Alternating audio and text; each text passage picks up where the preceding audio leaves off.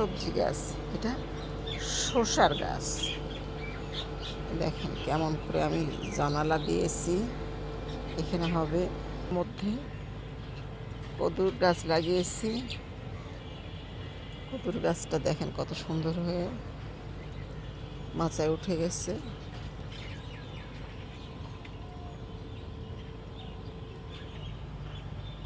এই ঠোপটার মধ্যে একটা করলার গাছ হয়েছে। দেখেন করলা গাছের বাহার কি ফুল আসছে, ধরবে করলা।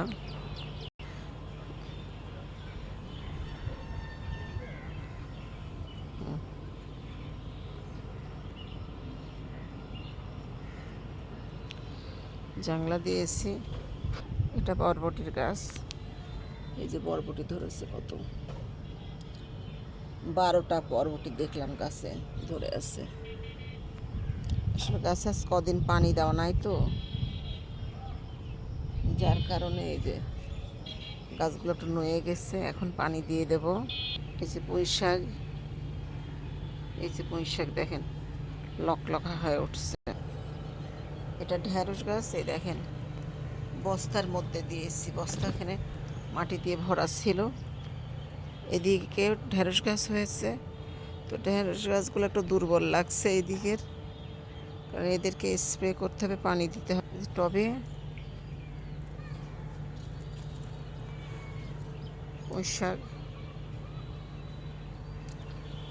এখানে ড্রামটার মধ্যে অনেক পুঁই শাক হয়েছে।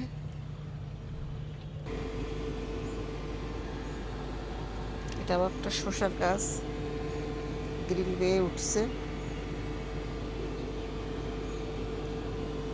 আপনারা ছাদ বাগানে যে কোনো জিনিসের মধ্যে পুরাতন, তার মধ্যে একটু মাটি দিয়ে এভাবে সবজি গাছ দিলে আপনাদের নিত্য নিত্য চাহিদা মিটবে।